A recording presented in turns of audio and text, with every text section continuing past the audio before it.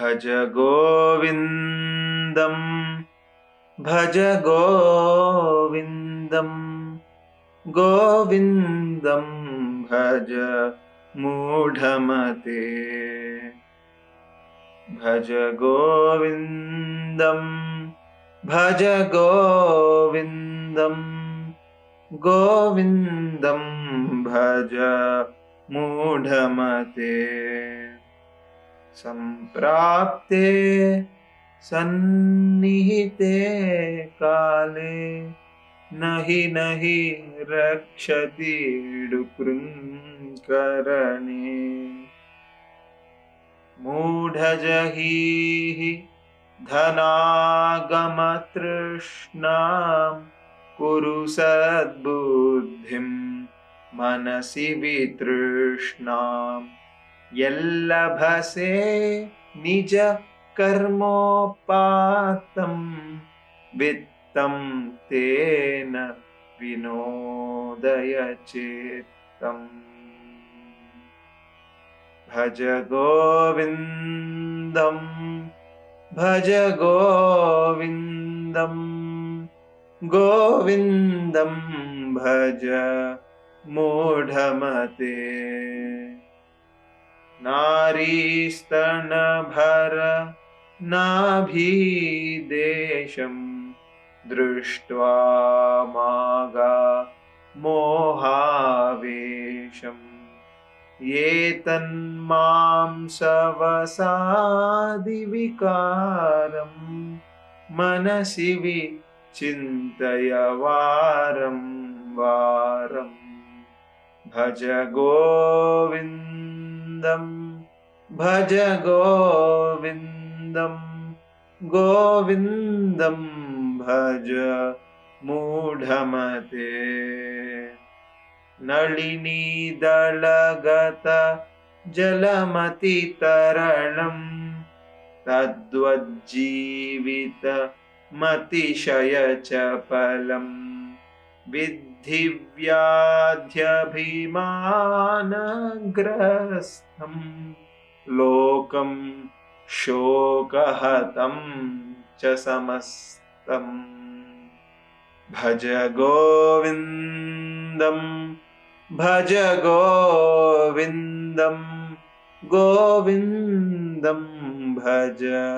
मूढमते यावत् पवनो निवसति देहे तावत् पृच्छति कुशलं गेहे गतवति वायो देहापाये भार्या बिभ्यति तस्मिन् काये भज गोविन्दं भज गोविन्दं गोविन्दं भज मूढमते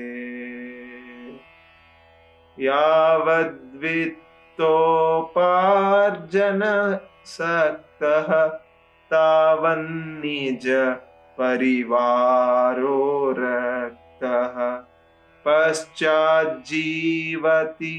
जर्जरदेहे वार्तां कोऽपि न पृच्छति गेहे भज गोविन्दं भज गोविन्दं गोविन्दं भज मूढमते बालस्तावत् क्रीडासक्तः तरुणस्तावत् तरुणीसक्तः वृद्धस्तावत् चिन्तासक्तः परमे ब्रह्मणि कोऽपि न सक्तः भज गोविन्दं भज गोविन्दं गोविन्दं भज मूढमते काते कान्ता कस्ते पुत्रः संसारोऽयमतीव विचित्रः कस्य त्वं कः कुत आयातः तत्त्वं चिन्तय तदिह भ्रातः भज गोविन्दं भज गोविन्दं गोविन्दं भज मूढमते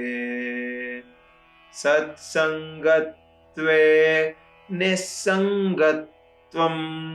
निस्सङ्गत्वे निर्मोहत्वं निर्मोहत्वे निश्चलतत्त्वं निश्चलतत्त्वे जीवन्मुक्तिः भज गोविन्दं भज गोविन्दं गोविन्दं भज मूढमते वयसि गते कः कामविकारः शुष्के नीरे कः कासारः क्षीणे वित्ते कः परिवारः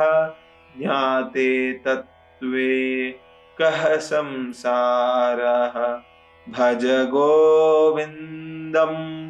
भज गोविन्दं गोविन्दं भज मूढमते मा कुरु धनजन यौवनगर्वं हरति निमेषात् कालात् सर्वं मायामयमिदम् अखिलं हित्वा ब्रह्मपदं त्वं प्रविश विदित्वा भज गोविन्दं भज गोविन्दं गोविन्दं भज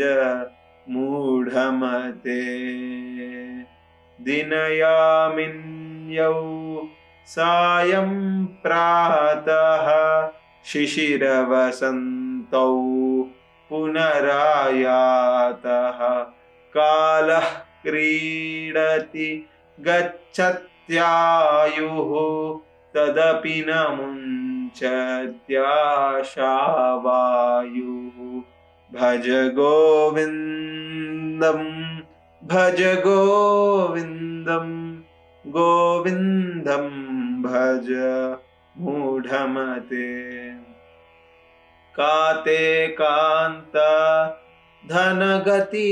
चिन्ता वातुल किं तव नास्ति नियन्ता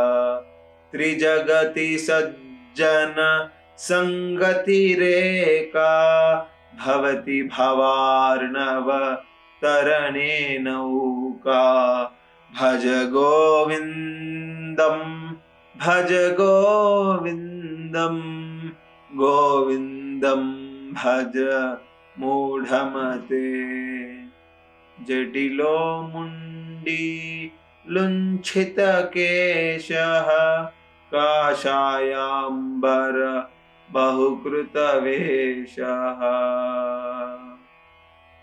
पश्यन्नपि जन पश्यति मूढो ह्युदरनमित्तं बहुकृतवेषः भज गोविन्दं भज गोविन्दं गोविन्दं भज मूढमते अङ्गं गलितं पलितं मुण्डं दशनविहीनं जातं तुण्डं वृद्धो याति गृहीत्वा दण्डं तदपि न मुञ्चत्याशापिण्डं भज गोविन्दं भज गोविन्दं गोविन्दं भज मूढमते अग्रे वह्निः पृष्ठे भानुः रात्रौ चुबुकसमर्पितजानुः करतलभिक्षा तरुतलवासः तदपि न मुञ्चत्याशापाशः भज गोविन्दं भज गोविन्दं गोविन्दं भज मूढमते कुरुते गङ्गा सागरगमनं व्रतपरिपालनमथवा दानं ज्ञानविहीनः सर्वमतेन मुक्तिं न भजति जन्मशतेन भज गोविन्दं भज गोविन्दं गोविन्दं भज मूढमते सुरमन्दिरतरु मूलनिवासः शय्याभूतलम् अजिनं वासः सर्वपरिग्रह भोगत्यागः कस्य सुखं न करोति विरागः भज गोविन्दं भज गोविन्दं गोविन्दं भज मूढमते योगरतो वा भोगरतो वा संगरतो वा संगविहीनः यस्यद्ब्रह्मणि रमते चित्तं नन्दति नन्दति नन्दत्येव भज गोविन्दं भज गोविन्दं गोविन्दं भज मूढमते भगवद्गीता किञ्चिदधीता गङ्गाजललव कणिका पीता सकृदपि हेन मुरारिसमर्च क्रियते तस्य यमेन न चर्चा भज गोविन्दं भज गोविन्दं गोविन्दं भज मूढमते पुनरपि जननं पुनरपि मरणं पुनरपि जननी जठरे शयनम् इह संसारे बहुदुस्तारे कृपया पारे पाहि मुरारे भज गोविन्दं भज गोविन्दं गोविन्दं भज मूढमते रथ्याचर्पट विरचितकन्थः पुण्यविवर्जितपन्थः योगी योग नियोजितचित्तो रमते बालान्मोत्तवदेव भज गोविन्दं भज गोविन्दं गोविन्दं भज मूढमते कस्त्वं कोऽहं कुत आयातः कामे जननी को मे तातः इति परिभावय सर्वमसारं विश्वं त्यक्त्वा स्वप्नविचारम् भज गोविन्दं भज गोविन्दं गोविन्दं भज मूढमते त्वयि मयि चान्यत्रैको विष्णुः व्यर्थं कुप्यसि मय्यसहिष्णुः भवसमचित्तः सर्वत्र त्वं वाञ्छस्य चिराद्यदि विष्णो त्वं भज गोविन्दं भज गोविन्दं गोविन्दं भज मूढमते शत्रौ मित्रे पुत्रे बन्धौ मा कुरु यत्नं विग्रहसन्धौ सर्वस्मिन्नपि पश्यात्मानं सर्वत्रोत्सृज भेदाज्ञानम् भज गोविन्दं भज गोविन्दं गोविन्दं भज मूढमते कामं क्रोधं लोभं मोहं त्यक्त्वात्मानं भावय कोऽहम् आत्मज्ञानविहीना मूढाः ते पच्यन्ते नरकनिगूढाः भज गोविन्दं भज गोविन्दं गोविन्दं भज मूढमते गेयं गीतानाम सहस्रं ध्येयं श्रीपतिरूपमजस्रं नेयं सज्जन संगे चित्तं देयं दीनजनाय जवित्तं भज गोविन्दं भज गोविन्दं गोविन्दं भज मूढमते सुखतः क्रियते रामभोगः पश्चादन्तशरीरे रोगः यद्यपि लोके मरणं शरणं तदपि न मुञ्चति पापाचरणं भज गोविन्दं भज गोविन्दं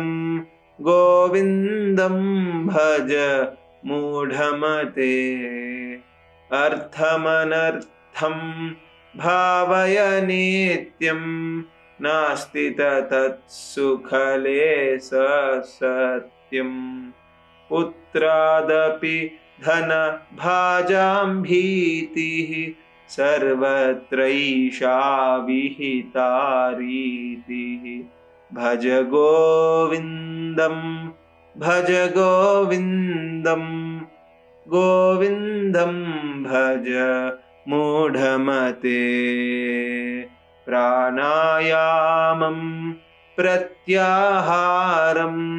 नित्यानित्यविवेकविचारं जाप्य समेत समाधिविधानं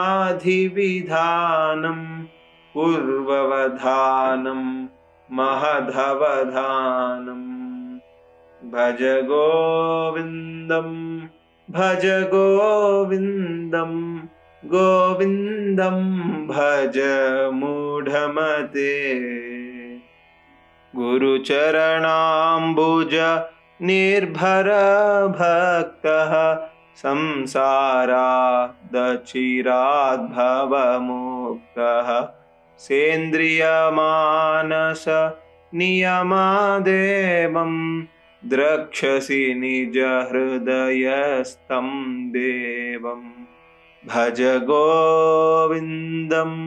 भज गोविन्दं गोविन्दं भज मूढमते सम्प्राप्ते सन्निहिते काले नहि नहि रक्षति डुकृन्करणे भज गोविन्दं भज गोविन्दं गोविन्दं भज मूढमते।